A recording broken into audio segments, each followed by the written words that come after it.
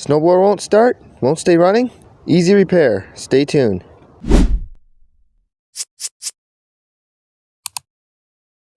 First off, before we get too deep into diagnosis, let's just make sure you're doing everything correctly. Key needs to be in it. You need to have the throttle in the on position, and you need to have choke on. Now you also need to prime it a few times and then pull the recoil starter. Now you should hear it pop over, and it should start with that. Next, let's remove the gas cap and look in the fuel tank and see what kind of fuel we have in there. So as you can see, it looks a little bit yellow. We do have fuel in there, so chances are there is fuel getting to the carburetor. So next, it's time to take some starting fluid or some other combustible fuel source like brake cleaner, carb cleaner, something like that. And we're going to spray it in the intake.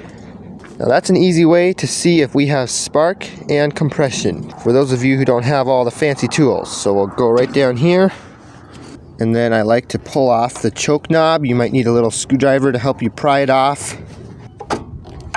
And then with that off, we can get our straw in here to the carburetor throat. So let's put our straw in there, and while we're doing that, we're going to look right down here by the muffler and watch that straw coming in and make sure it's aiming into the carburetor. Then we'll give it just a few sprays, and then we'll pull over the engine and see if it'll start. Just like that. And then once again, we'll make sure our choke is on, throttle's up, keys in. Don't need to prime it this time, and we'll pull it over.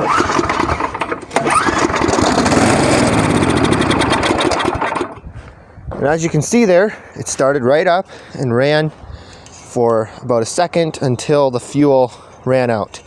So that tells us right there that we have good enough spark and compression to run. So basically with that, we've eliminated spark and compression, which leaves us with fuel.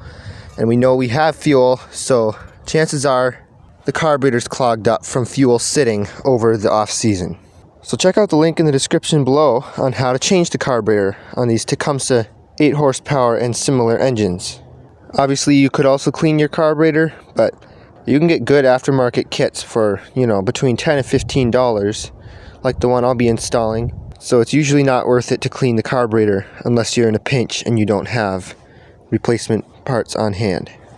So that's a quick and easy way to find out why your snowblower engine won't start or stay running. Thanks for watching.